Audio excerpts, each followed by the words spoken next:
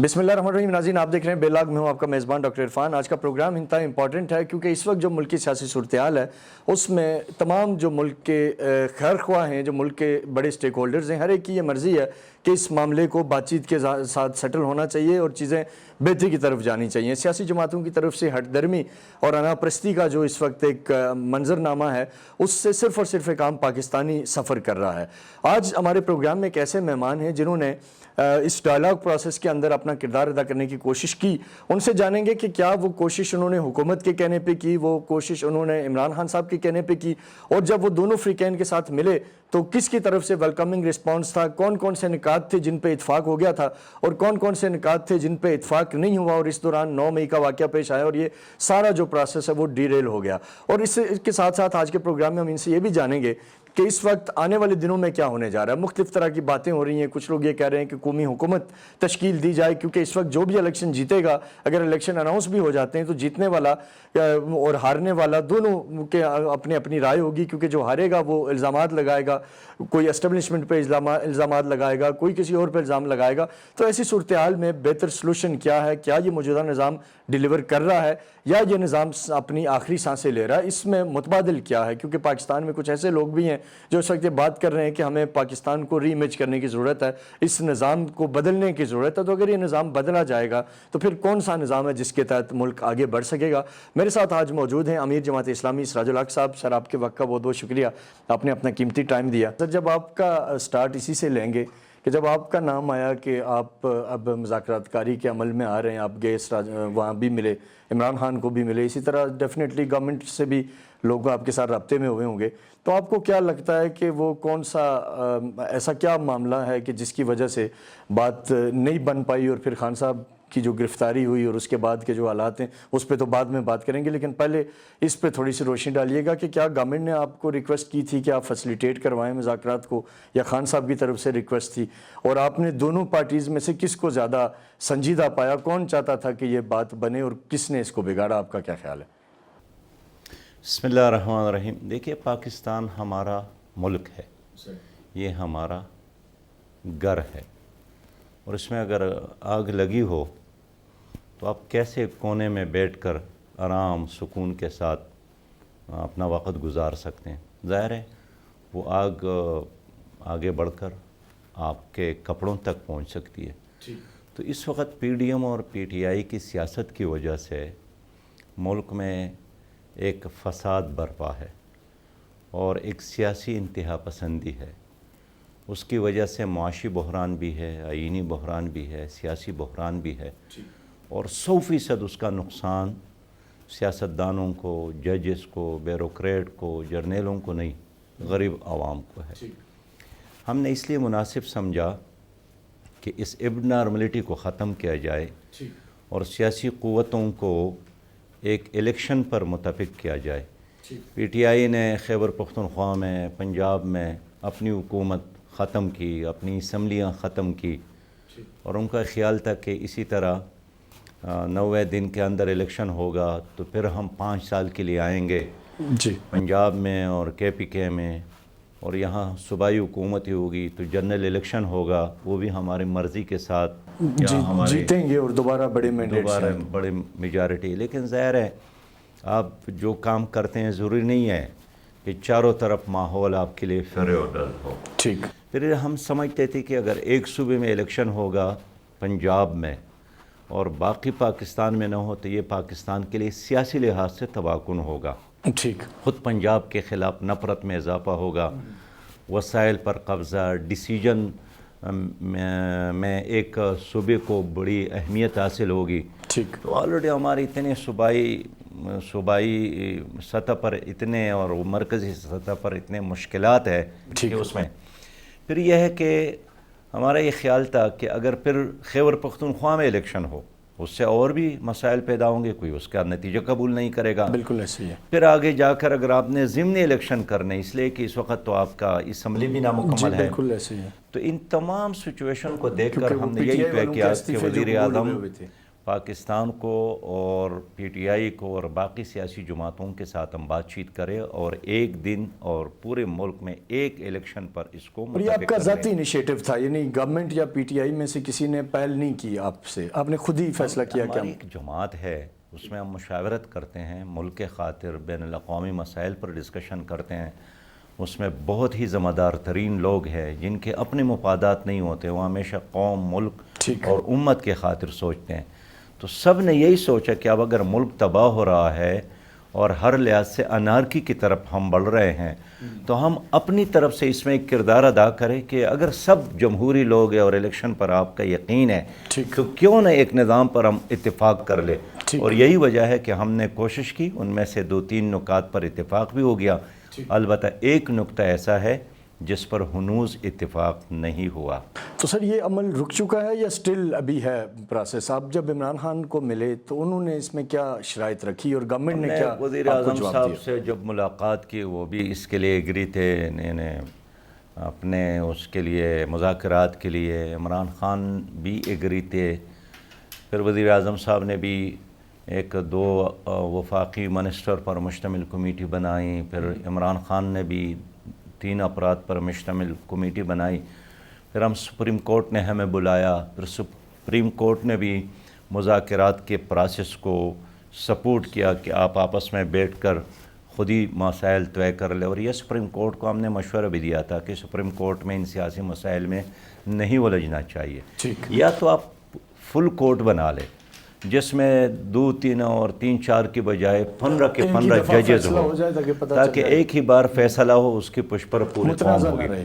اور اس کے بعد 2 دور بھی ہو گئے، لیکن بدقسمتی سے وہ مذاکرات میچور نہیں ہو سکے، اور اس کے بعد آپ نے دیکھا جو ناخوشگوار واقعات ہو گئے تو اس سے نہ صرف پاکستان بلکہ پوری دنیا میں ہمارے جگ ہنسائی ہوئی۔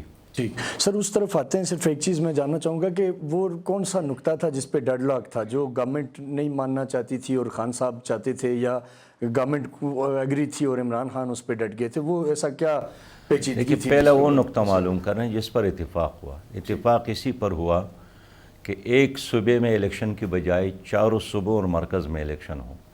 اتفاق اس پر ہوا کہ نگران حکومتیں قائم ہوں۔ اتفاق اس پر ہوا جو بھی الیکشن ہو اس کے نتائج کو قبول کیا جائے۔ اختلاف اس پر ہوا کہ پی ٹی آئی بہت جلد الیکشن چاہتی تھی اور حکومت جلد الیکشن کی بجائے اس کو تاخیر سے کرانا چاہتی تھی۔ اس پر ہمارا بھی ایک موقف تھا اور سپریم کورٹ میں ہم نے پورا روڈ میپ پیش کیا کہ عید بقر کے بعد جب تمام حجاج کرام حج سے واپس آ جائے تو پھر الیکشن کا انعقاد ہو۔ تو یہ ایک لحاظ سے درمیان کا راستہ تھا، نہ پی ٹی آئی کے موقف کے مطابق اور نہ پی ڈی ایم کے موقف کے مطابق، بلکہ ایک توازن کے ساتھ انصاف پر مبنی تجویز تھی۔ لیکن مجھے افسوس ہے کہ وہ میچور نہیں ہو سکے مذاکرات۔ آپ کے خیال سے گورنمنٹ ڈٹ گئی کہ ہم اکتوبر میں جانا چاہتے تھے، یا بالکل جو ایک بات ہو رہی تھی کہ جی نیکسٹ ایئر پہ جانا چاہتے ہیں، اس میں کیا انسائٹ کیا ہے؟ اصل میں اکتوبر میں کرنا چاہتے تھے یا بالکل آگے لے جانا چاہتے تھے؟ دیکھیے، ایک تو سپریم کورٹ کا دیا ہوا تاریخ تھا 14 مئی، تو پی ٹی آئی کا تو یہی تھا کہ 14 مئی ہی کو الیکشن ہو، لیکن ظاہر ہے 14 مئی کو الیکشن کیسے ممکن تھا؟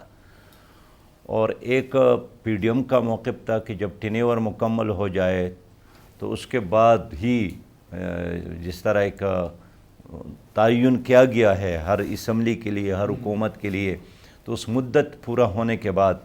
لیکن ظاہر ہے جب ایک مسئلہ متنازع بن جائے تو اس میں اپنے موقف کو چھوڑ کر ایک ایسے نقطے پر آنا پڑتا ہے جو سب کے لیے ہضم کرنے کا اور قبول کرنے کے قابل ہو۔ تو میں نے جو روڈ میپ پیش کیا تھا اس میں بنیادی طور پر کسی ایک کا یا کسی دوسرے کے موقف کے بجائے ایک تیسرا آپشن تھا جو میں نے سب کے سامنے رکھا۔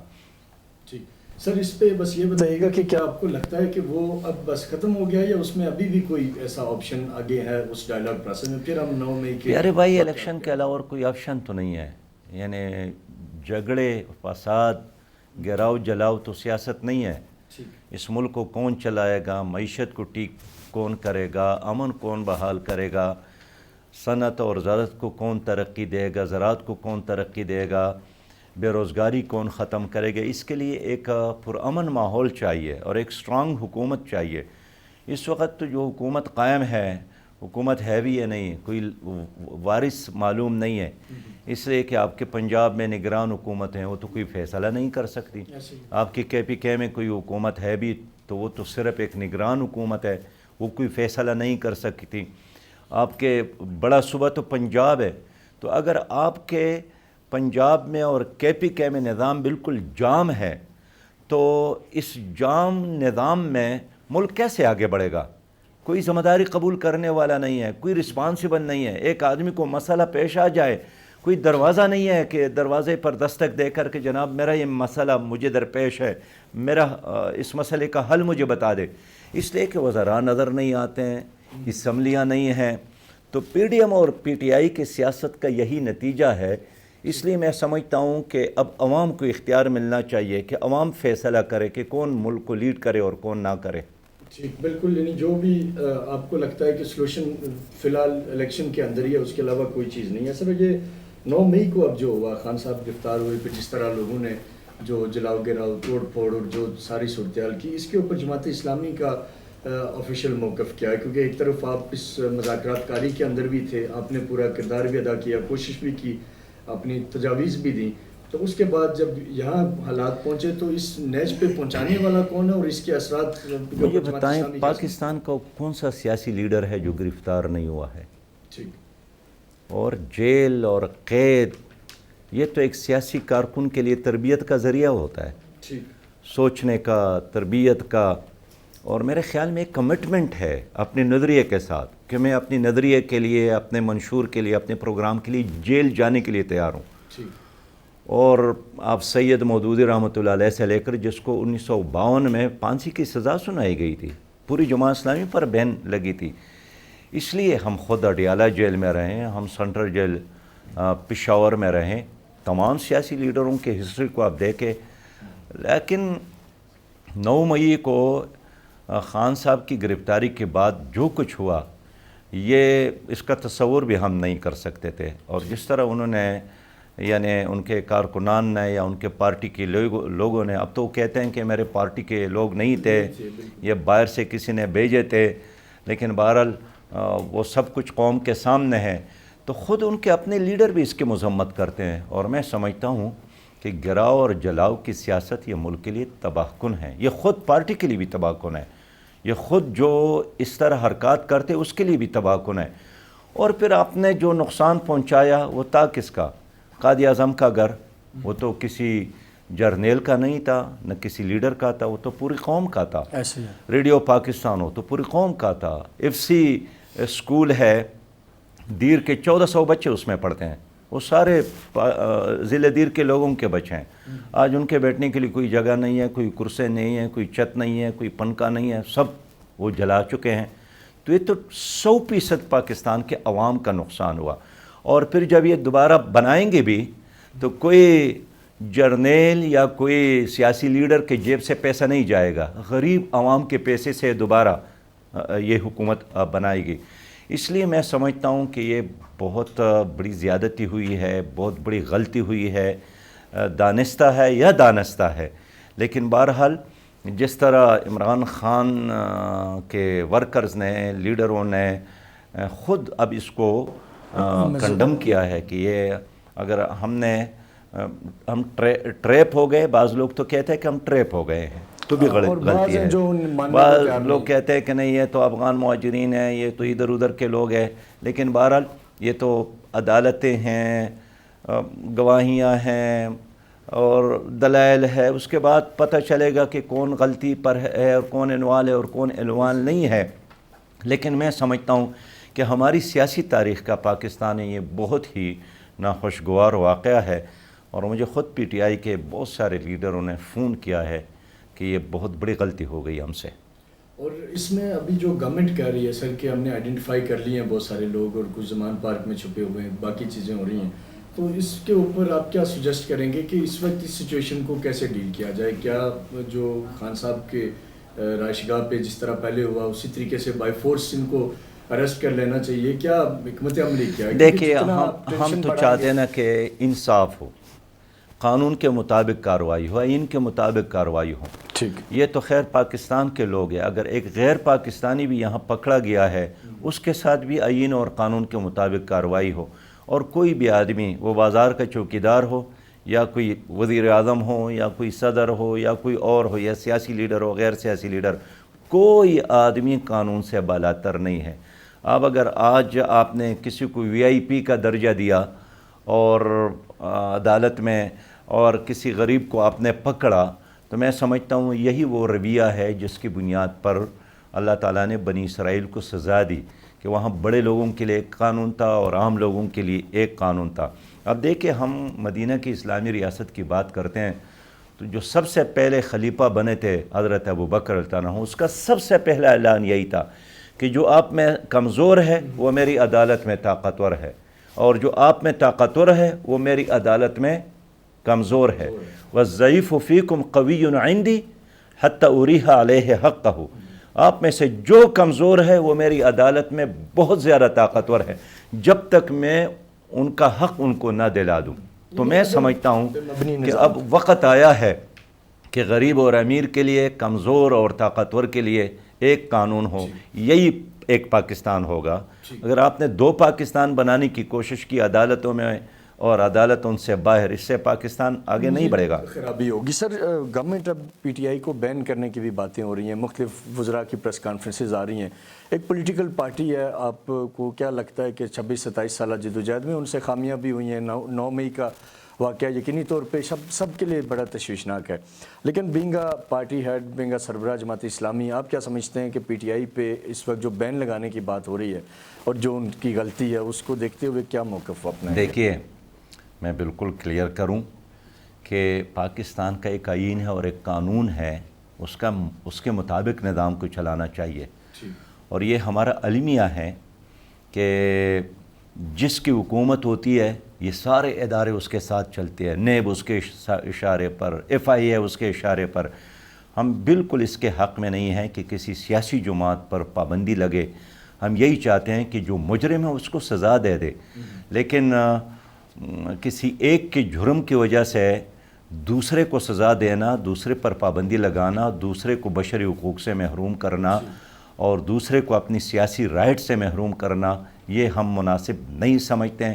اس لیے کسی پارٹی پر پابندی کے لگانے کے حق میں ہم نہیں ہیں۔ میں نہیں ہے۔ سر، ایک سوال کر کے پھر ہم بریک کی طرف جائیں گے۔ یہ میں جاننا چاہوں گا کہ اس وقت رومرز یہ بھی ہیں، آپ کیونکہ زیادہ ویل انفارمڈ ہیں، اس پروسیس کے اندر بھی ہیں، سارے سٹیک ہولڈر سے رابطہ بھی ہے، تو ابھی کچھ دیر سے یہ چل رہا ہے کہ عمران خان صاحب کو یہ آفر کی جا رہی ہے کہ آپ اگر ملک سے جانا چاہتے ہیں تو آپ چلے جائیں اور ہم چیزوں کو پھر ٹھیک کر دیں گے، یہ قادر ٹرسٹ وغیرہ سارا۔ تو آپ کے پاس اس حوالے سے کیا خبر ہے؟ کیا ایسی کوئی چیز آپ کے نالج میں ہے؟ کیونکہ آپ ظاہر ہے دونوں کے بیچ میں مذاکرات کار بھی ہیں، تو ممکن ہے لوگ کہہ رہے ہیں کنوے کیا جا رہا ہے، میں سوچ رہا تھا شاید آپ کے ذریعے کنوے کیا گیا ہو، تو اس پہ کیا کہیں گے؟ مجھے اس کے بارے میں علم نہیں ہے، اور کسی کو ملک سے باہر بھیجنا یہ نہ سزا ہے اور نہ جزا ہے۔ ٹھیک، میں اس لیے سمجھتا ہوں کہ جس چیز کا مجھے علم نہیں ہے تو اگر مگر اور فرض کرے پر تبصرہ کرنا میں مناسب بھی نہیں سمجھتا ہوں۔ ٹھیک سر، ایک لیں گے یہاں چھوٹا سا بریک۔ ناظرین، بریک کے بعد جب واپس آئیں گے تو ہم امیر جماعت اسلامی سراج الحق صاحب سے یہ جانیں گے کہ آنے والے الیکشنز میں یا آگے جس طرف بھی حالات جاتے ہیں اس میں جماعت اسلامی کی اپنی پالیسی کیا ہوگی۔ کراچی سے بھی خبریں ہیں کہ وہاں جماعت اسلامی پیپلز پارٹی کے ساتھ مل کے اپنا ڈپٹی میئر بنا رہے ہیں اور پیپلز پارٹی میئر بنا رہی ہے، تو یہ بھی بڑا انٹرسٹنگ سوال ہوگا کہ وہ پیپلز پارٹی جس کے حوالے سے جماعت اسلامی کی کراچی کی قیادت کا ہمیشہ سے موقف رہا ہے کہ انہوں نے کرپشن کیا، انہوں نے کراچی کو تباہ کر دیا، اب ان کے ساتھ مل کے آگے بڑھنا کیسا رہے گا، اس کے اوپر ہم بریک کے بعد واپس آتے ہیں اور ہم یہ جماعت اسلامی سے اس پہ بات کریں گے۔ ہمارے ساتھ رہیے گا۔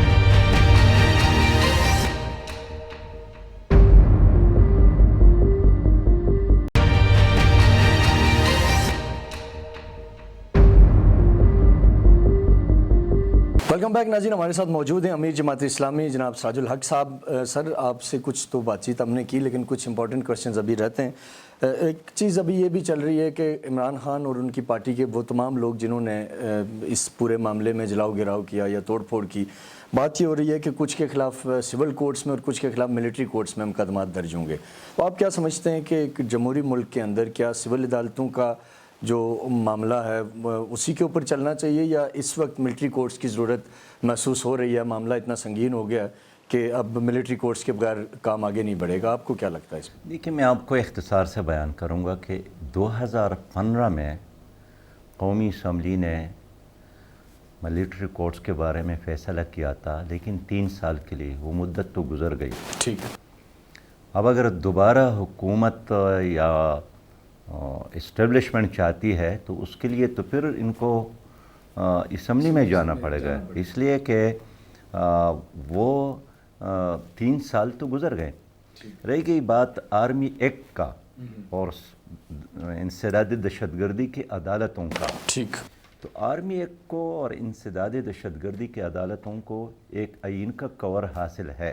ٹھیک. لہٰذا فی الوقت جو واقعات ہو گئے ہیں، ایز سچ جتنے وکلاء سے ہم نے بات کی ہے تو ہمارے جو ریگولر لا ہے یا انسداد دہشت گردی کے عدالتوں کے ساتھ جو قانونی اختیارات ہے، یہ تمام ایشوز اس میں ایڈریس ہو سکتے ہیں. لہذا ہم نہیں سمجھتے ہیں کہ ان معاملات کو ملٹری کورٹس میں لیا جائے. اس لیے ہم چاہتے ہیں کہ آپ کے ساتھ جو سول عدالتیں ہیں اس میں لے جائیں ان کو. آپ کے ساتھ انسداد دہشت گردی کی عدالتیں ہیں، آئین کا کور ان کو حاصل ہے، اس میں لے جائیں. لیکن جب بھی آپ ملٹری کورٹس کی طرف جائیں گے تو ملک کے اندر اور باہر کی دنیا میں ضرور اس پر بہت سارے سوالات اٹھیں گے کہ کیا ایک سویلین کے معاملات کو آپ ملٹری کورٹ میں لے جا سکتے ہیں یا نہیں لے جا سکتے ہیں. لیکن محترم، اب تک تو حکومت نے یا فوج نے ایسا کوئی اعلان نہیں کیا ہے. ہاں، بس یہ نیوز چل رہی ہے رومر کہ ہے مطلب اس کے کہ اوپر بات ملٹری کورٹ قائم. یہ اعلانات ضرور کیے کور کمانڈر کے اجلاس میں کہ قانون کے کٹہرے میں لائے جائیں گے، انصاف کیا جائے گا، اور کسی دہشت گرد کو، فیسیلیٹیٹر کو. یہ وہ اعلانات ہیں جو ہمیشہ ہوتے رہتے ہیں.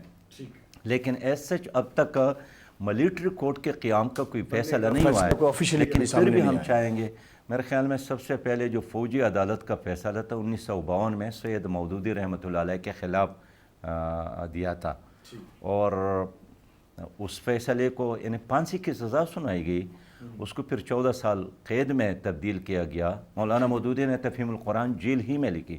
اس لیے میں سمجھتا ہوں کہ ایک جمہوری ملک میں جب سول عدالتیں موجود ہے اور آئین کے اندر آپ کے انسداد دہشت گردی کے عدالتیں موجود ہے تو ہم اس کے حق میں ہیں یا نہیں ہیں. لیکن بہرحال ایک ریئلٹی کے طور پر یہ عدالتیں موجود ہے تو پھر ملٹری کورٹ کے حق میں ہم نہیں ہیں.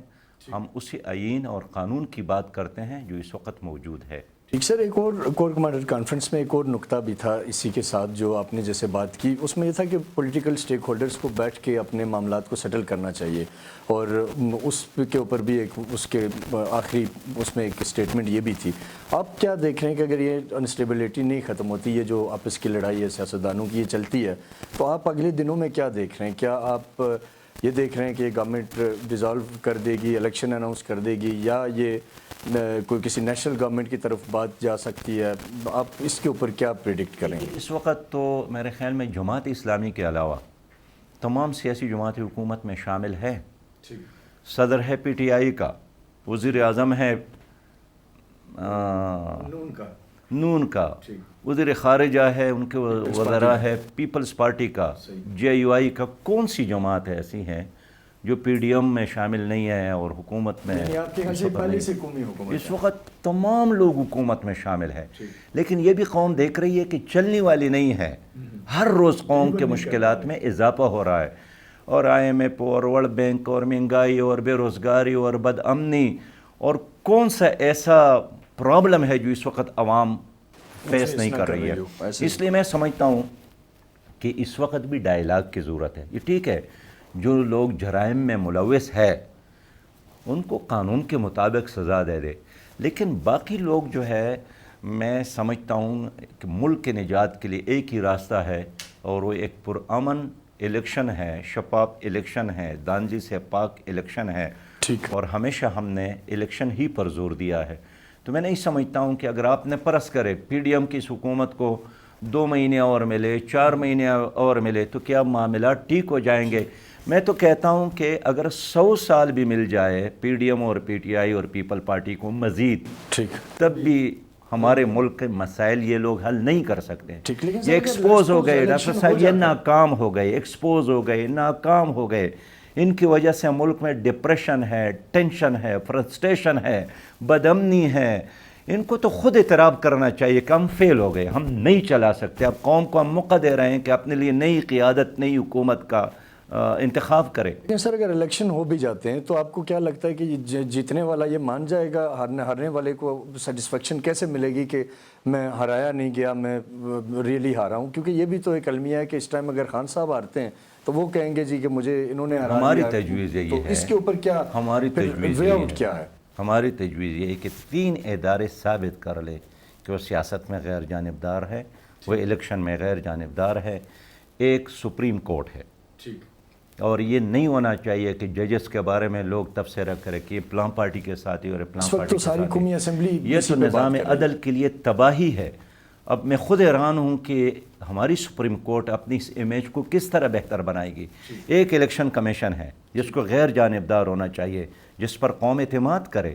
اور تیسرے اسٹیبلشمنٹ ہے جس نے اعلان بھی کیا کہ اب ہم سیاست میں مداخلت نہیں کریں گے.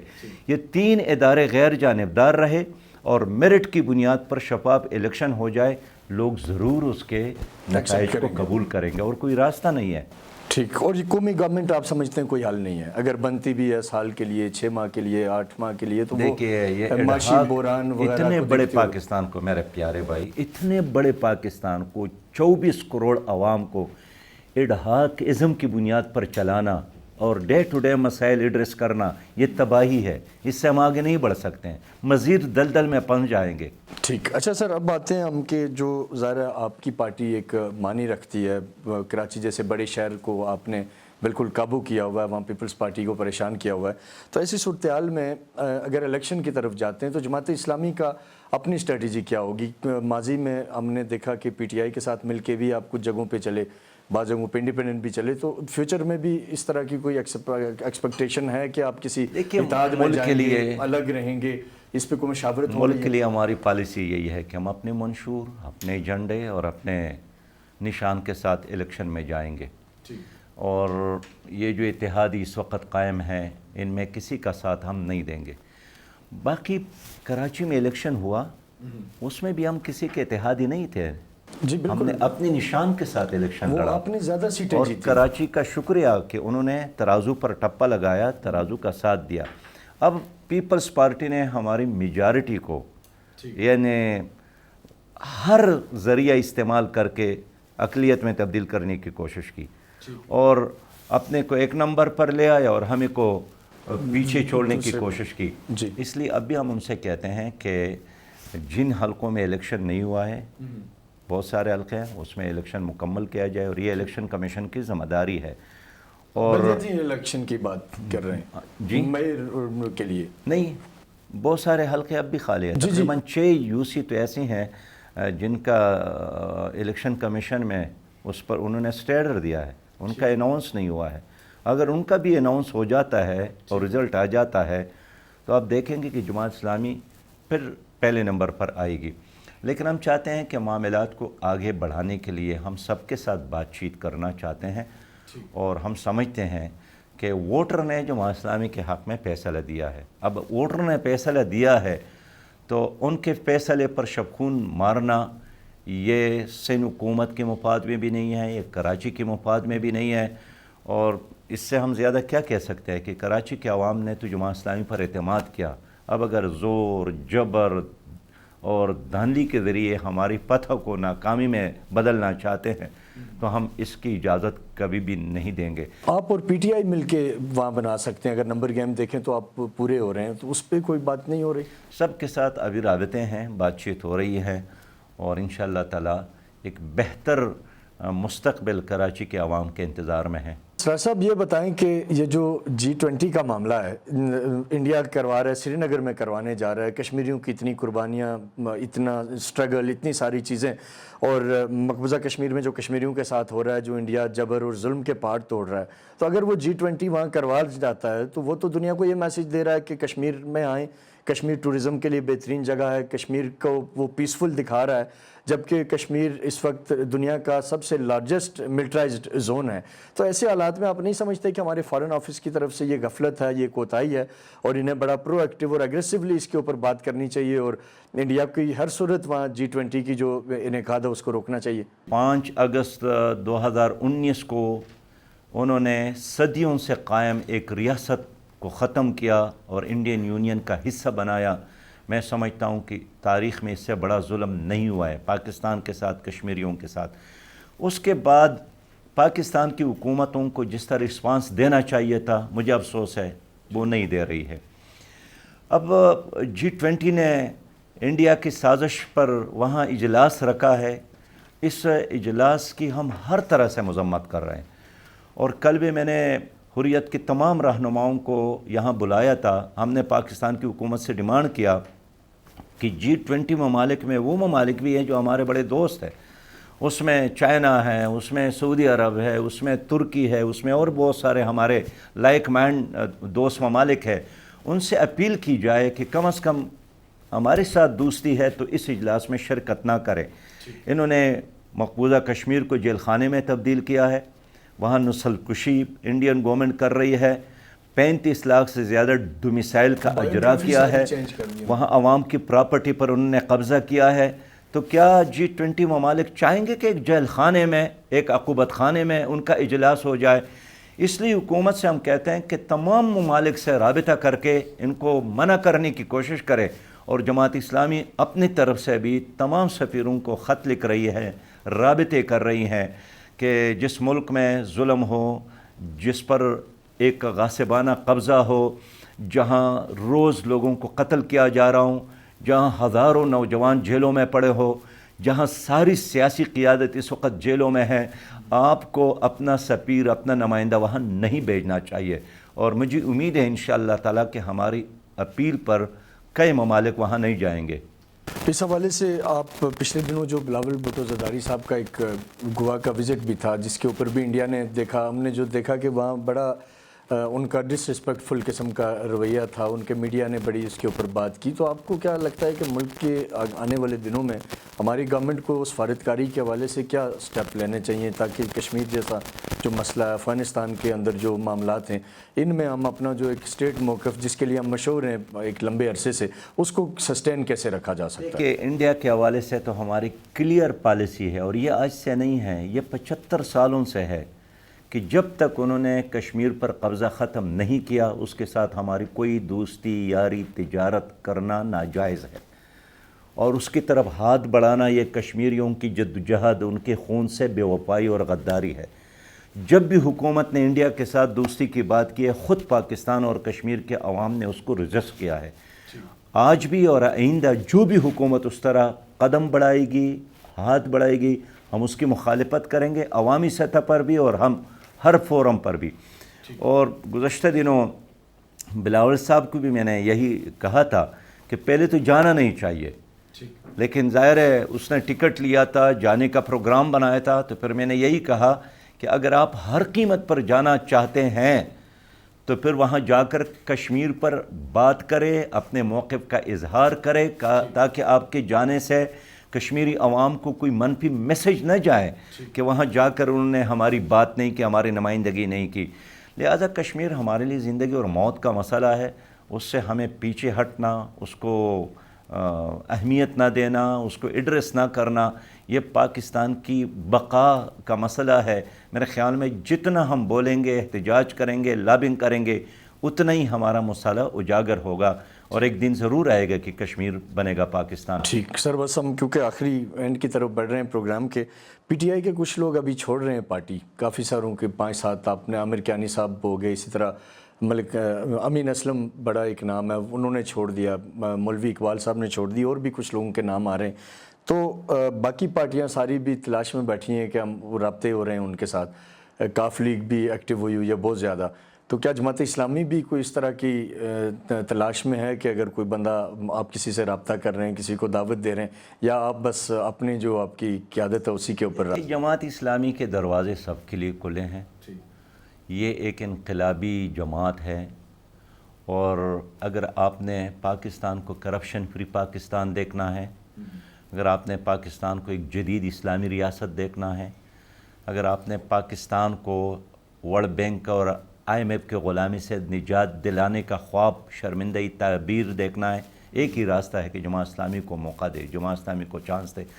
باقی پی ٹی آئی کو جن لوگوں نے بنایا تھا اور ادھر وہ ادھر آج سے ایک ٹویٹ تھا کہ جو ڈیپوٹیشن پہ گئے تھے وہ ہاں واپس آ ڈپوٹیشن پہ گئی، ادھر ادھر سے لوگوں کو جمع کر کے ایک پارٹی انہوں نے لانچ کی، بہرحال وہ چلی نہیں، اور جتنی چلی ہے وہ آپ کے علم میں ہے، اور جو ایکسیڈنٹ ہو گئے وہ بھی قوم دیکھ رہی ہے۔ جماعت اسلامی ایسے کیا امیڈیٹ سٹیپ لے سکتی ہے جو اس وقت ہم اس پورے دیکھیں ہمارا تو ایک کلیئر پروگرام ہے اور اس پہ ہم بالکل کلیئر ہیں، قرآن اور سنت کی حکمرانی، پاکستان بنا تھا لا الہ الا اللہ کے نام پر، سودی نظام کا خاتمہ، سودی معیشت کے ساتھ ہم ترقی نہیں کر سکتے ہیں، عدل اور انصاف کا نظام قائم کرنا، دو پاکستان نہیں ایک پاکستان بنائیں گے، ہم وی آئی پی کلچر ختم کریں گے، ہم ہر نوجوان کو اس وقت تک بے روزگاری الاؤنس دیں گے جب تک ان کو روزگار نہ ملے، ہم بزرگوں کو بڑھاپا الاؤنس دیں گے، بیرونی قرضوں سے نجات پائیں گے اس لیے کہ ہم غیر ترقیاتی اخراجات ختم کریں گے،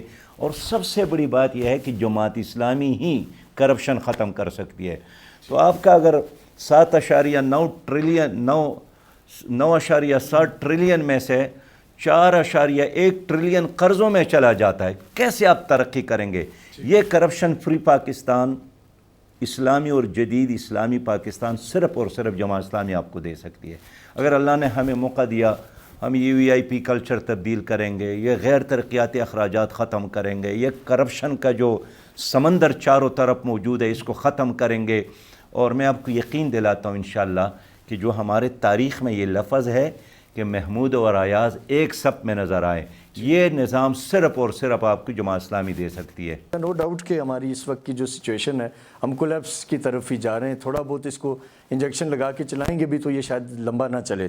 سر آخری آپ کا پیغام، آپ اس وقت ریاستی اداروں کو، حکومت کو، اپوزیشن کو کیا پیغام دینا چاہیں، اور اگر آپ سٹل اس ڈائلاگ پروسیس کو فیسیلیٹیٹ کرنا چاہتے ہیں یا اس کے اندر ابھی ہیں تو اس حوالے سے دیکھنے والوں کو کوئی امید دیجیے، کیونکہ ایک عام آدمی یقینی طور پہ بہت پریشان ہے۔ پچھلے دنوں جو حالات تھے تو کئی میں نے سمجھدار لوگوں کو دیکھا کہ جن کی آنکھوں میں آنسو تھے کہ یہ کیا ہو رہا ہے پاکستان میں۔ پیارے بھائی، میں آپ سے بھی اور آپ کے تمام سامعین سے ایک ہی بات کروں گا کہ پاکستان ہمارا گھر ہے، اس گھر میں اب آگ لگی ہے، اور جن لوگوں نے یہ آگ بھڑکائی ہے، لگائی ہے، وہ پوری قوم جانتی ہے۔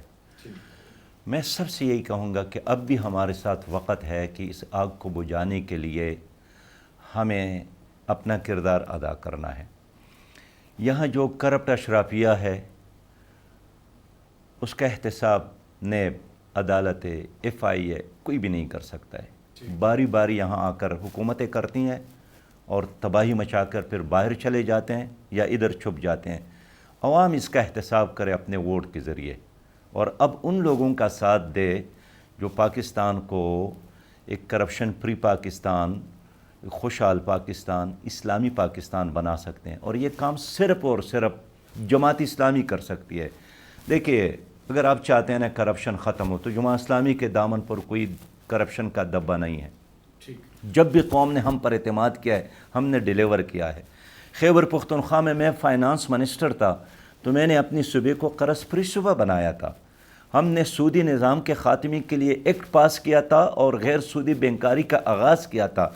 آج بھی ہم پر اعتماد کرے، قوم ووٹ دے، سپورٹ دے تو ہم اپنی قوم کو قرضوں سے پاک ایک ایسا پاکستان دے سکتے ہیں جس کے پاسپورٹ پر آپ دنیا کے ہر ایئرپورٹ پر فخر کریں گے اور جس کے جھنڈے پر آپ دنیا میں ہر کہیں فخر کریں گے۔ اسلامی اور خوشحال پاکستان صرف اور صرف جماعت اسلامی آپ کو دے سکتی ہے۔ یہی پیغام ہے کہ آؤ مل کر اس آگ کو بجھائیں، ایک دوسرے کے ساتھ بات چیت کریں، ڈائلاگ کریں اور اپنے ملک کو آگے لے جانے کے لیے آپس میں افہام تفہیم کا فضا پیدا کریں۔ ٹھیک، بہت بہت شکریہ سر آپ کے قیمتی وقت کا۔ ناظرین، ہمارے ساتھ امیر جماعت اسلامی جناب ساج الحق صاحب موجود تھے۔ تفصیل سے ہم نے گفتگو کی، ملک کے جو اس وقت کا جو ایک کرائسس ہے پولیٹیکل کرائسس، اس سے کیسے نکلا جائے، ملک کا معاشی کرائسس کیسے سیٹل ہو سکتا ہے اور ہم کیسے بہتری کی طرف جا سکتے ہیں، اور ملک میں جو مختلف آوازیں اٹھ رہی ہیں کہ شاید ہمیں نظام کو تبدیل کرنے کی ضرورت ہے، اس کے حوالے سے بھی ہم نے امیر جماعت اسلامی سے تفصیلی بات کی کہ وہ کیا نظام ہو سکتا ہے، کیا وہ کوئی نیشنل گورنمنٹ کی صورت میں ڈیلیور کر سکے گا، وہ کوئی اور نظام ہوگا. لیکن امیر جماعت اسلامی کا جو ساری گفتگو کا جو کرکس ہے، جو کنکلوژن ہے، وہ یہ ہے کہ ایک اسلامی جمہوری پاکستان ہی ملک کو آگے بہتری کی طرف لے جا سکتا ہے، اور ایک نظام یقینی طور پہ اسلام کا نظام، ایک وفاقی نظام ہے. کوئی بھی مسلمان اس سے چاہے وہ کسی بھی شعبے سے وہ انکار نہیں کر سکتا. اور دیکھنا یہ ہے کہ آنے والے دنوں میں حالات کس طرف جاتے ہیں. اپنے میزبان ڈاکٹر عرفان کو اجازت دیں، کل پھر ملاقات ہوگی آپ سے، تب تک کے لیے اللہ حافظ. پاکستان پائندہ باد.